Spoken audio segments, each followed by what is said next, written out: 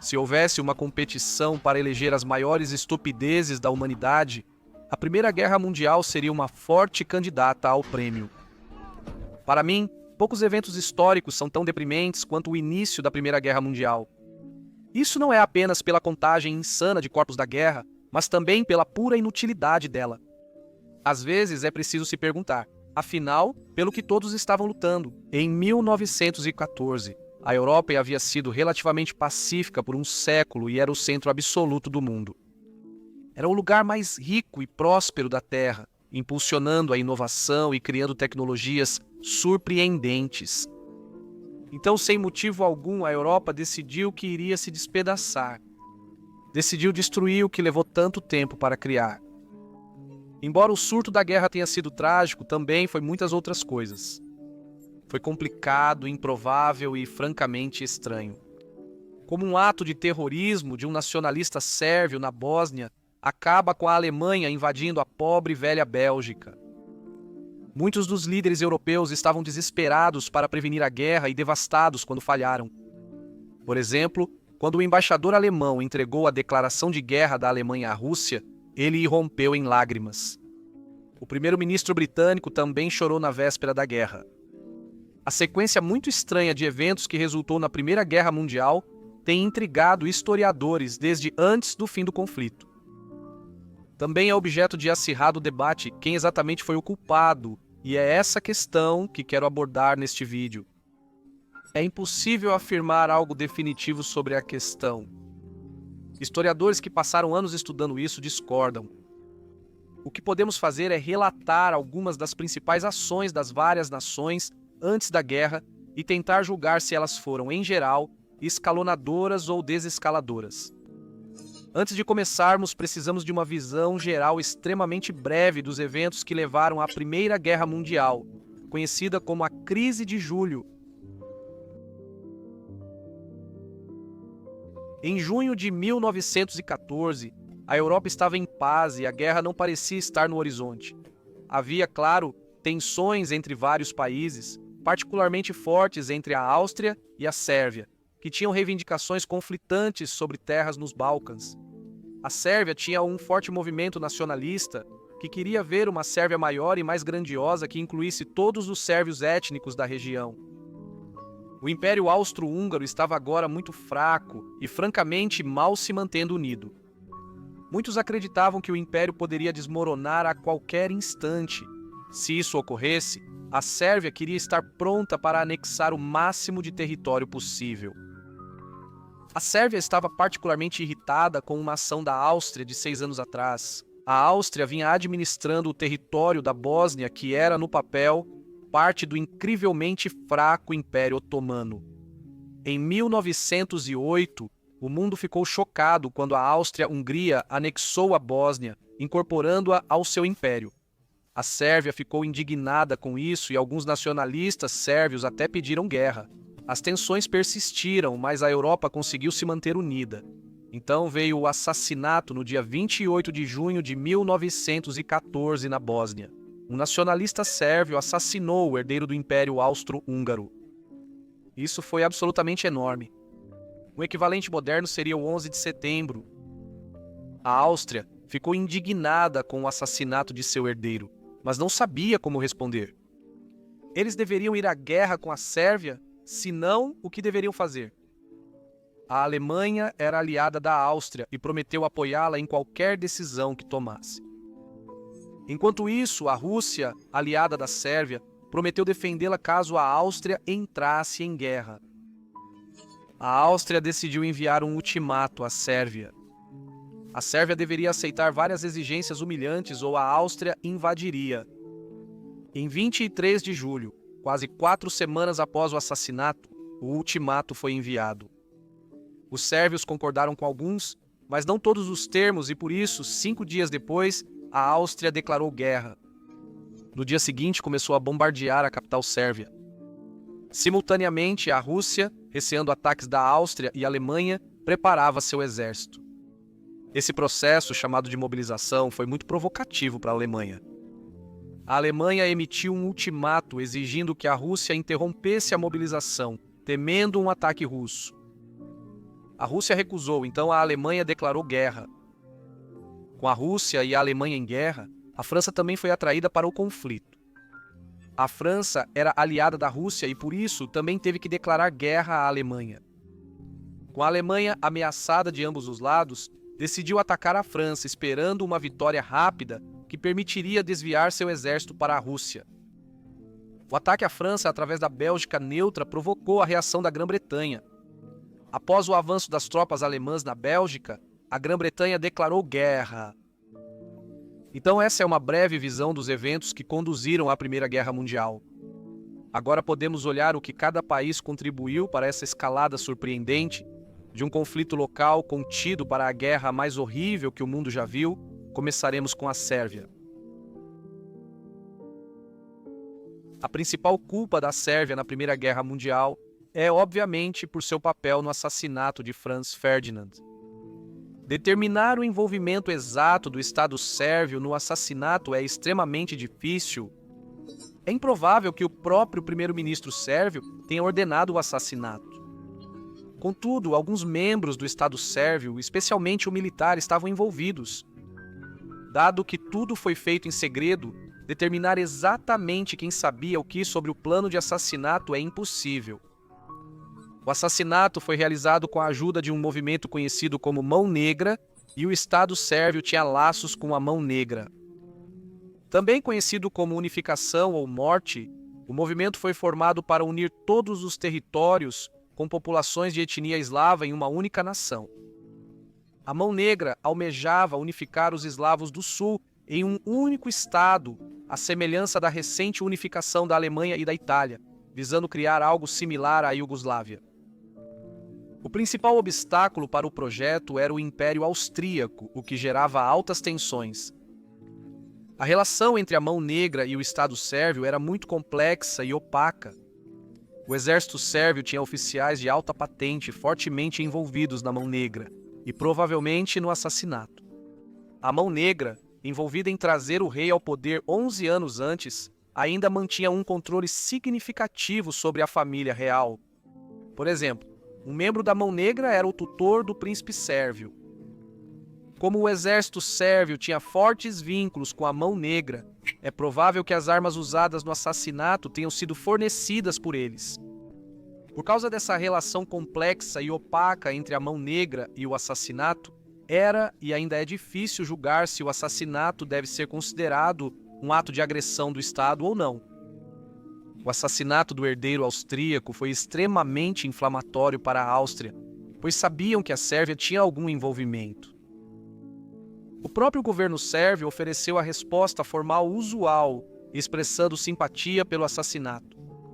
Entretanto, o público sérvio estava em êxtase, com manifestações públicas de comemoração. A imprensa sérvia também alimentou as chamas, elogiando os assassinos e acusando os austríacos de mentir. As manchetes sérvias mais inflamatórias e insultuosas foram reportadas pela imprensa austríaca, causando enorme raiva. O primeiro-ministro sérvio também fez declarações inflamatórias. No dia seguinte ao assassinato, ele disse que se a Áustria explorasse o assassinato, a Sérvia não hesitaria em se defender. Mais inflamatório ainda foi a falha da Sérvia em investigar completamente o assassinato. Muitas pessoas de várias nações, desde os Times de Londres até o rei Carol da Romênia, concordaram que uma investigação completa deveria acontecer. No final, não foi esse o caso. As autoridades sérvias nunca realizaram uma investigação à altura da importância do assassinato. Uma investigação concluiu após uma semana que os assassinos não tinham ligação com a Sérvia. Para a Áustria, isso foi basicamente uma bofetada. Os sérvios possivelmente estavam relutantes em investigar porque isso teria revelado conexões com a elite sérvia. A Áustria enviou um ultimato à Sérvia, levantando a questão de como a resposta sérvia deve ser julgada. Há debates sobre o quão conciliatória foi a resposta sérvia.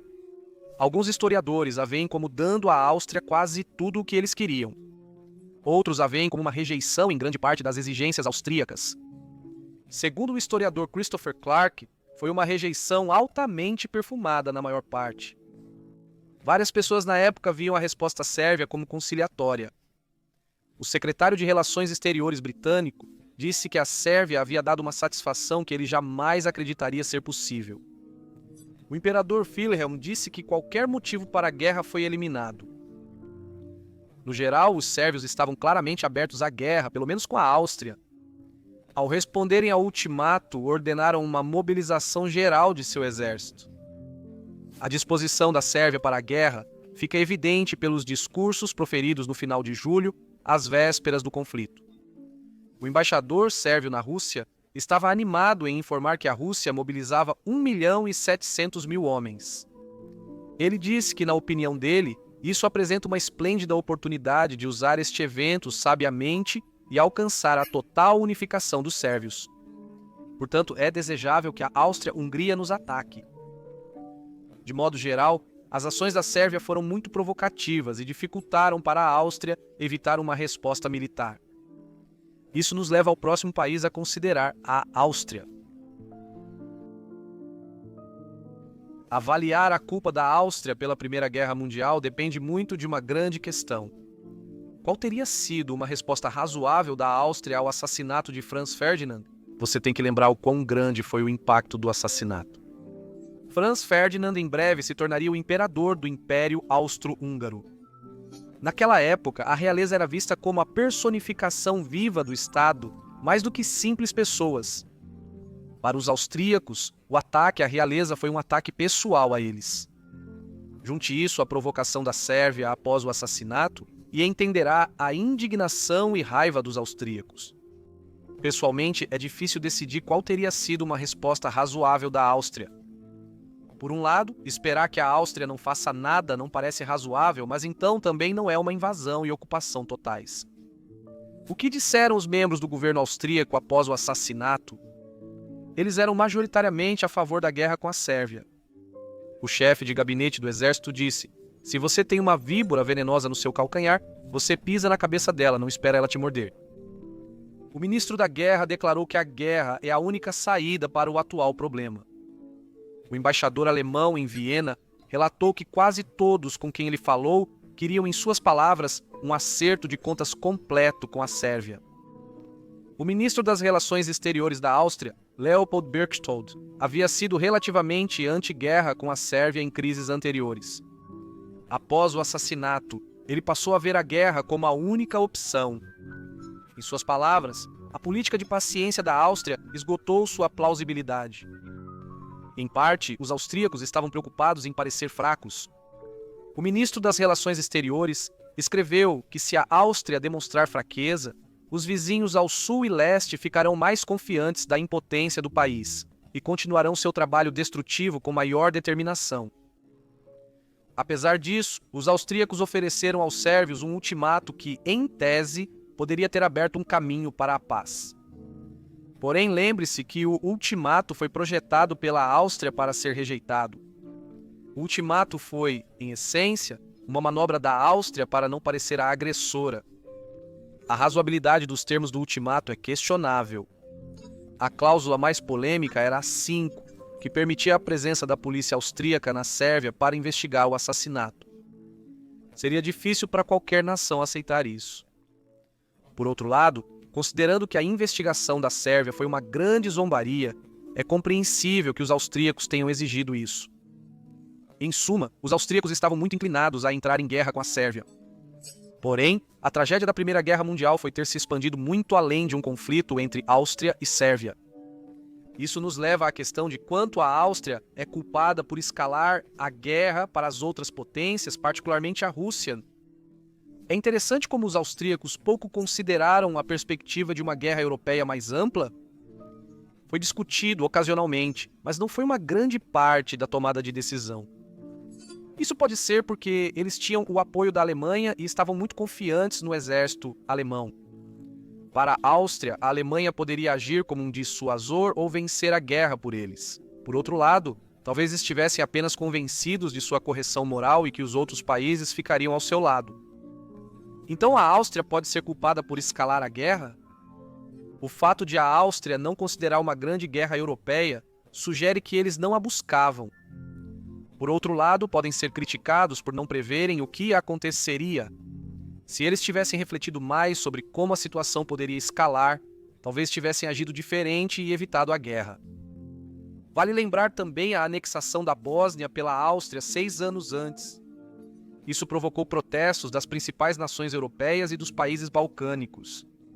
A anexação da Bósnia pela Áustria foi um dos principais motivos para as péssimas relações entre Áustria e Sérvia. Também piorou dramaticamente as relações entre Áustria e Rússia. De fato, a anexação foi um grande problema que quase causou uma guerra naquela época com a Sérvia, até mobilizando seu exército. No final, Rússia e Sérvia recuaram, parecendo que a Áustria havia alcançado todos os seus objetivos. Porém, isso contribuiu para aumentar drasticamente as tensões. Já que estamos falando sobre a Áustria, vale mencionar a culpabilidade do próprio Franz Ferdinand. Isso pode ser resumido em uma pergunta simples. França, querida, no dia 20 de junho de 1914, o que diabos você estava fazendo? É impossível exagerar o quão irresponsáveis foram as ações de Franz Ferdinand naquele dia. Primeiro, ele estava na Bósnia, que havia sido anexada de forma polêmica apenas 6 anos antes. Isso foi claramente um tapa na cara dos sérvios. Ademais, o desfile ocorreu em 28 de junho, data em que a Sérvia celebra o aniversário da Batalha de Kosovo. Essa é uma das datas mais importantes do calendário sérvio. Isso foi um segundo tapa na cara para a Sérvia em um momento de relações extremamente tensas. Depois tem o fato de que ele saiu em um carro conversível com a rota publicada com antecedência. Parece que eles estão facilitando ao máximo a tentativa de um assassinato. Por fim, como se não bastasse, Franz Ferdinand não se retirou após a primeira tentativa de assassinato. O tiroteio contra Franz Ferdinand foi, na verdade, a segunda tentativa de assassinato naquele dia. A primeira tentativa com uma bomba falhou em matá-lo. Agora, se você é um real visitando uma cidade controversa e alguém tenta te assassinar, você pode pensar que a coisa sensata a fazer seria evacuar o mais rápido possível. Bem, não foi isso que o Franz fez. Você voltou ao mesmo conversível para visitar as vítimas do atentado. A segunda e bem-sucedida tentativa de assassinato ocorreu quando ele estava indo para o hospital. A insanidade de certas decisões é simplesmente impressionante. Quando você é uma pessoa importante em um país, tem a obrigação de não agir irresponsavelmente e colocar sua vida em risco. Sua vida não é apenas sua, você tem uma responsabilidade com sua nação e seu povo. Franz Ferdinand, é claro, pagou um preço alto por seu erro. A Europa, então, também pagou por seu erro na ordem de dezenas de milhões de vidas. No rescaldo imediato do assassinato, a Rússia fez várias coisas para inflamar a situação. Primeiro, deu quase nenhuma simpatia à Áustria e negou que a Sérvia tivesse algo a ver com isso. O Ministério das Relações Exteriores russo negou envolvimento sérvio no assassinato. Isso ocorreu quando a Áustria já havia apresentado provas contrárias. Os russos também mentiram sobre o que estava acontecendo na Sérvia após o assassinato. O embaixador russo na Sérvia acusou a Áustria de mentir sobre as celebrações e euforias sérvias. De acordo com ele, os sérvios foram movidos à compaixão pelos assassinatos em Sarajevo. Isso era totalmente falso. Ele também declarou que as redes subterrâneas, como a Mão Negra, envolvidas no assassinato eram inexistentes. Há uma ironia desagradável nisso, já que membros do próprio Estado russo estavam envolvidos na Mão Negra. Os russos acusavam os austríacos de forjar provas. Eles insinuavam que a Áustria usava os assassinatos como pretexto para atacar e anexar a Sérvia. Segundo a Rússia, a Áustria não tinha o direito de reagir ao assassinato. Os russos rejeitaram as exigências da Áustria por uma investigação na Sérvia. O embaixador austríaco mencionou que a Áustria poderia exigir que a Sérvia auxiliasse em uma investigação. O ministro das Relações Exteriores russo o advertiu que isso causaria uma péssima impressão na Rússia. Em suas palavras, a Áustria deveria abandonar a ideia para não entrar em um caminho perigoso. Outro fator que agravou muito a situação foi uma matéria jornalística publicada em 13 de junho. O título dizia: "Estamos prontos, a França também deve estar." Foi amplamente reimpresso na imprensa francesa e alemã. O mais grave foi que o ministro da Guerra russo esteve envolvido na publicação do artigo. O artigo retratou a Rússia como uma poderosa máquina de guerra preparada para atacar a Alemanha. O exército russo logo teria 2.300.000 homens, mais do que a Alemanha e a Áustria juntas. Além disso, graças à rede ferroviária, os tempos de mobilização estavam despencando. Os alemães estavam extremamente alarmados. Em resposta ao artigo, o Kaiser escreveu que finalmente os russos revelaram suas intenções. Qualquer um na Alemanha que não acredite que a Rússia e a França estão trabalhando para uma guerra iminente conosco, pertence ao asilo Doldorf. O chanceler escreveu que antes, somente os extremistas acreditavam que a Rússia queria guerra. Ele afirmou que até políticos mais moderados estão começando a acreditar nessa ideia. Que a Rússia, na verdade, não queria guerra é claro pelo que foi dito quando a Áustria enviou seu ultimato à Sérvia. O chanceler russo acusou a Áustria de querer guerra e de colocar a Europa em chamas. A resposta russa ao ultimato austríaco foi uma mistura de escalada e desescalada. Por um lado, solicitou que a Áustria estendesse o prazo do ultimato. Também disse à Sérvia para retirar suas forças armadas da fronteira e evitar quaisquer provocações desnecessárias. No entanto, ao mesmo tempo, começou a acumular armas e a se preparar para a mobilização. Os russos estavam determinados a adotar uma abordagem, por assim dizer, firme. O ministro das Relações Exteriores russo afirmou que a Rússia não ficaria passiva se a dignidade e integridade dos sérvios, seus irmãos de sangue, fossem ameaçadas.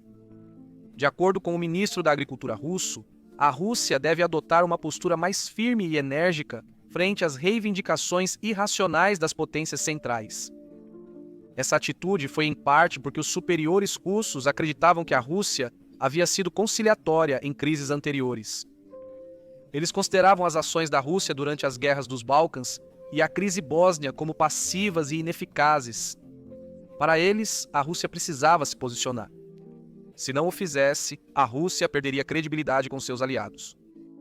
Outras ações russas também reduziram a probabilidade dos sérvios aceitarem as exigências austríacas. O czar os incentivou a lutar como leões. O ministro das Relações Exteriores orientou a Sérvia a recusar a proposta britânica de mediação. A decisão da Rússia de se mobilizar afetou drasticamente a resposta da Sérvia ao ultimato. A Sérvia estava considerando aceitar o ultimato, mas agora que sabia do apoio da Rússia, não iria mais. A decisão russa de mobilizar seu exército foi, de longe, a maior contribuição para a desescalada. Sua importância é inestimável. Para nós é fácil pensar que apenas preparar o exército é razoável. Ter o exército pronto não implica necessariamente que um país atacará. Contudo, considerando a mentalidade militar da época, a mobilização era muito provocativa. Na época, acreditava-se que a nação que levasse seu exército ao campo de batalha primeiro venceria. Na Guerra Franco-Prussiana, por exemplo, a Prússia derrotou a França em grande parte por levar seu exército ao campo primeiro. Isso significava que, quando a Rússia se mobilizava, era muito difícil para a Alemanha não se mobilizar por medo de que a Rússia atacasse primeiro e vencesse uma vitória decisiva. Era uma situação em que a teoria dos jogos dificultava evitar a guerra devido aos incentivos criados. A Rússia foi a primeira nação a entrar em mobilização geral. Mesmo a Áustria-Hungria estava apenas em uma mobilização parcial contra a Sérvia naquele ponto. O governo alemão nem havia declarado um estado de guerra iminente, um nível abaixo da mobilização. Podemos ver o quão provocativa foi a mobilização pelo que os russos fizeram depois que a guerra estourou. Nos registros produzidos pelo governo russo após o início da guerra, eles alteraram a data da mobilização geral austríaca. Eles alteraram a data para alegar que a Áustria se mobilizou 3 dias antes, fazendo a mobilização russa parecer uma resposta. Um telegrama do embaixador russo em Viena também foi alterado. Inicialmente, afirmava-se que a ordem de mobilização geral era esperada para o dia seguinte, 30 de julho. Isso foi alterado para dizer que a ordem de mobilização geral já havia sido assinada. A Áustria decretou mobilização geral em 1º de agosto, 2 dias após a Rússia. Os russos sabiam que sua decisão de mobilizar era um grande passo no caminho para a guerra e aumentava sua culpabilidade geral. Depois disso, as chances de evitar uma guerra eram ínfimas. Outra demonstração de quão grande era a mobilização é a resposta da Grã-Bretanha. Na noite de 31 de julho, a embaixada alemã informou aos britânicos que, em resposta à mobilização russa, a Alemanha havia declarado o estado de perigo iminente de guerra. Se a Rússia não revertesse imediatamente a mobilização, a Alemanha mobilizaria suas forças, o que significaria guerra. O primeiro-ministro britânico correu ao palácio de Buckingham para acordar o rei, que deveria telegrafar ao czar russo na tentativa de parar a mobilização. Pense no significado disso. Os alemães, futuros inimigos dos britânicos na guerra, os contataram para alertar que os russos estavam se mobilizando, representando uma ameaça, para que os britânicos instassem os russos a parar a mobilização.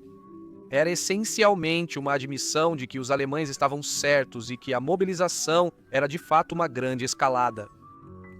Os russos não pararam, mesmo quando os alemães pediram. A Alemanha afirmou que seria forçada a se mobilizar caso a Rússia continue com sua mobilização. Considerando que a Alemanha não estava se mobilizando e pedia à Rússia para não fazê-lo, o pedido me parece razoável. Foi a determinação da Rússia em se mobilizar que eventualmente causou a guerra entre a Alemanha e a Rússia. A Alemanha enviou um ultimato à Rússia exigindo que ela parasse de se mobilizar. Quando a Rússia recusou, a Alemanha declarou guerra. Isso nos leva aos alemães, aqueles belos alemães. Desde o assassinato de Franz Ferdinand, os altos escalões alemães foram quase totalmente favoráveis à guerra entre Áustria e Sérvia. É fácil ver isso como pró-escalada devido a um desejo de guerra. Porém, também pode ser interpretado como um esforço para confinar e conter o conflito.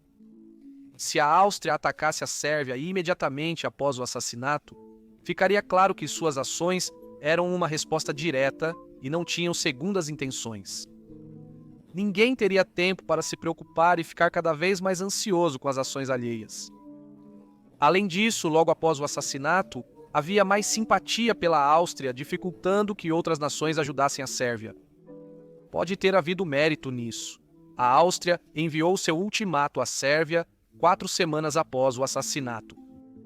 Isso permitiu que todas as várias nações da Europa se envolvessem com ansiedade. Além disso, permitiu que a Rússia acreditasse que a Alemanha estava conduzindo tudo porque queria guerra.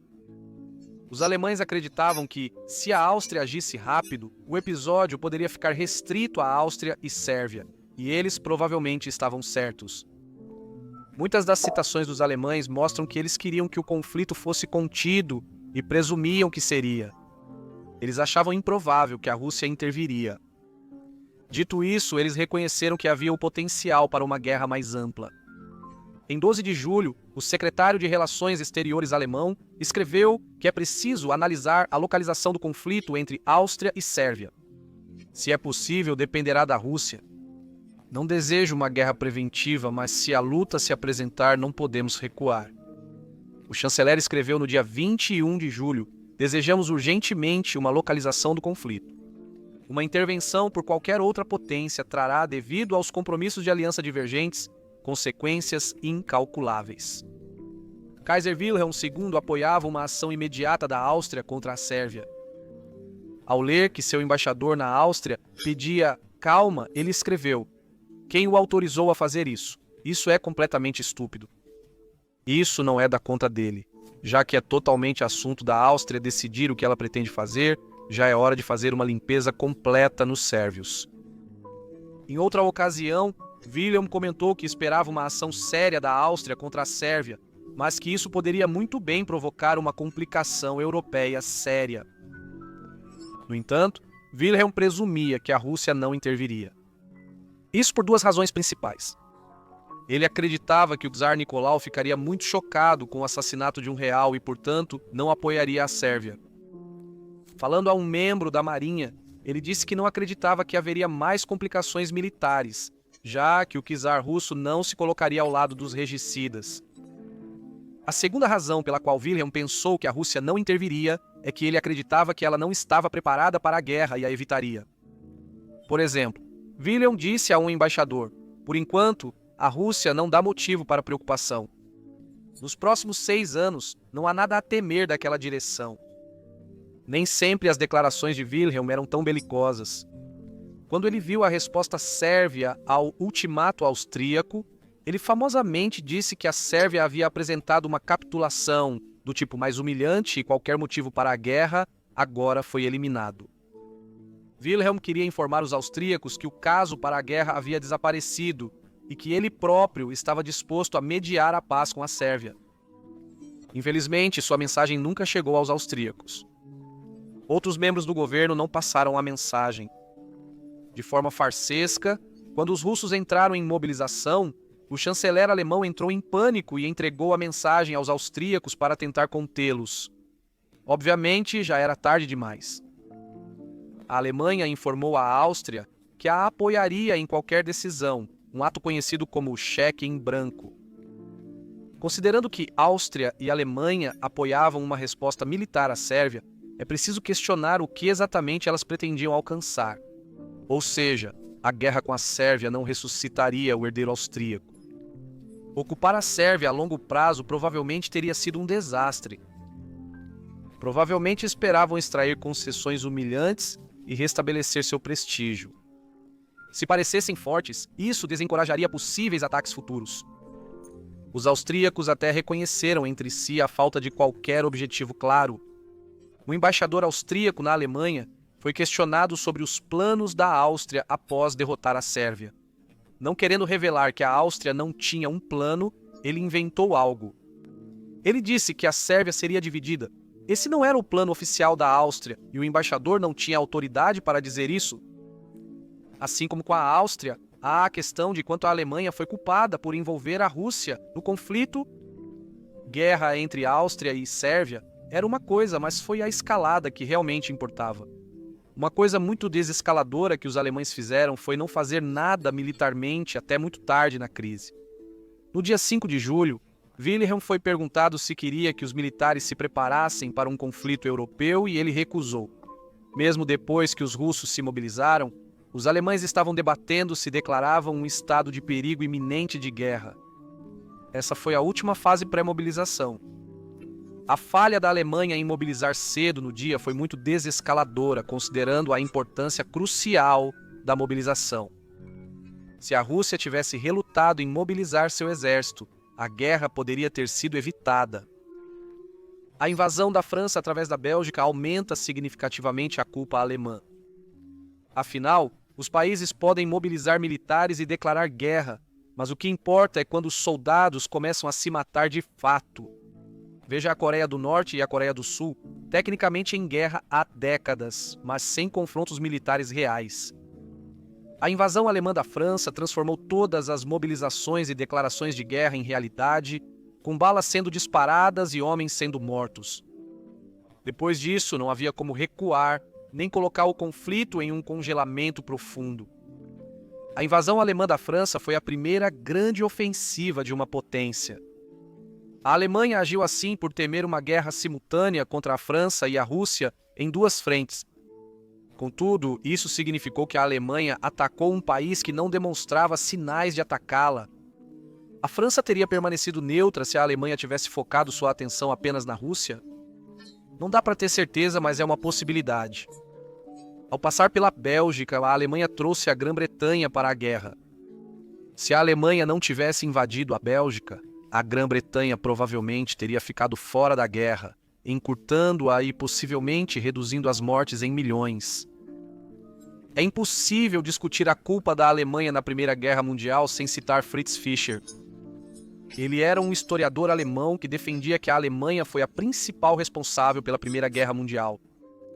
O trabalho dele teve grande impacto na área e gerou muita controvérsia. Nas palavras de outro historiador, Fischer tornou instantaneamente obsoletos todos os livros anteriores sobre a responsabilidade da Alemanha e seus objetivos na Primeira Guerra Mundial. Fischer alegou que a Alemanha havia intencionalmente provocado a Primeira Guerra Mundial na tentativa de se tornar uma potência global. Ele destacou o Programa de Setembro, um plano alemão para anexar vastas áreas da Europa e da África em caso de vitória. O trabalho de Fischer causou controvérsia na Alemanha, onde se acreditava que o país não era tão culpado pela Primeira Guerra Mundial. Desde então, seu trabalho tem sido criticado, com historiadores apontando que o Programa de Setembro foi produzido apenas após o início da guerra. Além disso, outras potências planejaram o que fariam se vencessem a guerra, incluindo alguns suculentos despojos de guerra. Em geral, a França manteve uma postura relativamente passiva durante a crise de julho, supondo que o assassinato provocaria, no máximo, um conflito local. Na verdade, quando o assassinato ocorreu, nem mesmo estava nas primeiras páginas na França. Os franceses estavam envolvidos em um escândalo maluco onde a esposa de um ex-primeiro-ministro matou um editor de jornal. Ela fez isso porque o jornal publicou cartas de amor que ela enviou. Enquanto os países do leste estavam à beira de um colapso por causa do assassinato, os franceses estavam ocupados, sendo franceses, fazendo as suas coisas. A França teve um papel passivo na crise de julho, portanto, não há exemplos concretos de sua contribuição para a escalada. Na minha opinião, isso atenua um pouco a culpa dele. Se a França pode ser criticada, seria por não ter feito mais para conter a Rússia. A França foi aliada da Rússia por décadas e tinha a maior influência sobre ela. Mesmo quando a Rússia divulgava o absurdo de que a Sérvia não estava envolvida no assassinato ou negava o direito da Áustria de responder, a França permaneceu comprometida com a aliança. A França, como outros países da época, suspeitava do envolvimento da Sérvia no assassinato. No 1º de julho, Leon Descos, o embaixador francês na Sérvia, relatou que o exército sérvio estava envolvido no assassinato de Franz Ferdinand e que a Sérvia estava errada. Isso foi ignorado. O presidente francês e os russos achavam que a Áustria não tinha o direito de reagir ao assassinato. O primeiro-ministro francês advertiu os russos a não provocarem a Alemanha. Claramente, isso falhou, pois a Rússia foi o primeiro país a se mobilizar. A Alemanha exigiu que a França impedisse a mobilização russa a todo custo. A França talvez pudesse se ameaçasse abandonar a aliança com a Rússia. Essencialmente, a Alemanha estava exigindo que a França declarasse neutralidade na guerra iminente, ou seria uma guerra com a Alemanha. Dado a grande escalada da mobilização russa, talvez esse fosse um pedido razoável. De qualquer forma, a França não o fez. A Alemanha então sentiu que não tinha escolha a não ser atacar a França. Embora a França não tenha declarado neutralidade, é possível que teria permanecido neutra se não fosse atacada pela Alemanha. Nunca saberemos com certeza se a França teria atacado a Alemanha caso não tivesse sido atacada primeiro. Curiosamente, as tropas francesas foram retiradas da fronteira alemã para demonstrar o desejo de paz da França.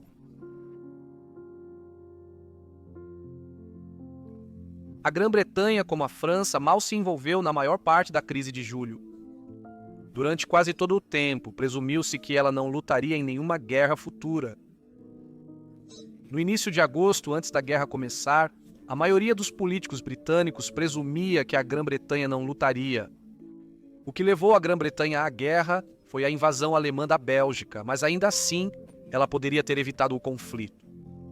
A Grã-Bretanha assinou um tratado em 1839 garantindo a independência belga, mas o gabinete considerava uma obrigação coletiva de todos os signatários.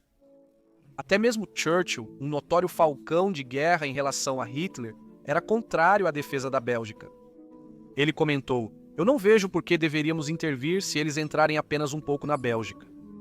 A imprensa britânica também era em grande parte contra a guerra. O Manchester Guardian disse que a Grã-Bretanha não deveria se envolver e declarou que Manchester se importa com Belgrado tanto quanto Belgrado com Manchester. O Daily News estava enojado com a ideia de que vidas britânicas fossem perdidas por, em suas palavras, hegemonia russa sobre o mundo eslavo.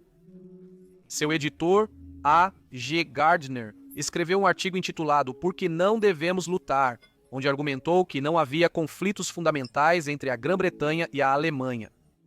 Ele também argumentou que esmagar a Alemanha só estabeleceria uma ditadura russa sobre a Europa e a Ásia. Como a Grã-Bretanha estava determinada a evitar o conflito, não há exemplos de sua contribuição para a escalada. Durante toda a crise, a Grã-Bretanha tentou levar a situação para uma conferência, esperando resolver as coisas através do diálogo. No entanto, a Grã-Bretanha pode ser alvo de críticas por alguns motivos. Assim como a França, ela poderia ter feito mais para tentar conter a Rússia. Os britânicos sabiam que a Sérvia estava envolvida no assassinato e tinham alguma simpatia pela Áustria. O secretário de Relações Exteriores britânico admitiu ao embaixador austríaco que a Sérvia era cúmplice e que algumas exigências no ultimato da Áustria eram justificáveis. A Alemanha tentou sinalizar à Grã-Bretanha que, se permanecesse neutra e mantivesse a França neutra, não declararia guerra e os combates ficariam no leste. A Grã-Bretanha não agiu sobre essa proposta. Outra possível crítica à Grã-Bretanha é que sua ambiguidade pode ter aumentado as chances de guerra. Havia incerteza sobre o envolvimento da Grã-Bretanha. Isso convenceu França e Rússia de que a Grã-Bretanha se envolveria e a Alemanha de que não se envolveria. Se a Grã-Bretanha tivesse declarado seu envolvimento desde o início, poderia ter tornado os alemães mais conciliatórios. Se, por outro lado, eles tivessem dito desde o início que não se envolveriam, talvez a França e a Rússia teriam sido. Então, se essas são as principais ações de cada nação, como podemos compará-las? Como podemos julgar a culpa de cada nação? Uma coisa que torna tão difícil avaliar quanto de culpa cada país merece é que quase todas as ações são em resposta a outras ações. Isso significa que você está constantemente avaliando se uma resposta foi razoável. Por exemplo, quão razoável foi a Áustria declarar guerra à Sérvia após o assassinato? Quão compreensível ou perdoável? Acho extremamente difícil julgar. Quão razoável foi para a Rússia dar seu total apoio à Sérvia? Quão razoável foi para a França continuar apoiando a Rússia mesmo depois que ela estava se mobilizando? Quão razoável foi para a Alemanha dar seu total apoio à Áustria? Acho que não preciso dizer que essas perguntas são impossíveis de responder de maneira objetiva. Pessoas bem informadas e imparciais podem chegar a conclusões bastante distintas. Dito isto, darei meu ponto de vista, embora tenha pouco valor. Eu diria que Sérvia, Áustria, Rússia e Alemanha merecem um grau de culpa maior do que a Grã-Bretanha e a França. Sérvia pelo assassinato de Franz Ferdinand e as provocações subsequentes. Áustria por estar tão determinada a guerrear contra a Sérvia. Rússia por mobilizar-se tão cedo e Alemanha por definitivamente iniciar a guerra invadindo a França. Eu tenho dificuldade em pensar em algo que a Grã-Bretanha e a França fizeram que fosse tão escalonado quanto essas ações. Muitos historiadores preferem rejeitar a questão de quem foi o culpado pela Primeira Guerra Mundial, e é fácil ver porque realmente foi um esforço conjunto, uma catástrofe conjunta. É difícil saber como concluir um vídeo sobre um tema tão triste, mas também provocador de pensamentos. Enquanto eu pesquisava para este vídeo, me deparei com muitas citações que, em retrospectiva, soam extremamente perturbadoras e de mau gosto. Citações de homens querendo a guerra ou com uma atitude despreocupada em relação a ela. Austríacos que queriam humilhar a Sérvia e recuperar seu orgulho. Sérvios alegres com a perspectiva de derrubar o Império Austríaco. Alemães empolgados com a possibilidade de combater a Rússia, acreditando ser sua última oportunidade. Ao reler essas citações, sempre tive o mesmo sentimento sobre esses homens. Bem, você conseguiu a guerra que queria. Talvez a mensagem da Primeira Guerra Mundial deva ser o velho ditado: cuidado com o que você deseja, pois pode se realizar.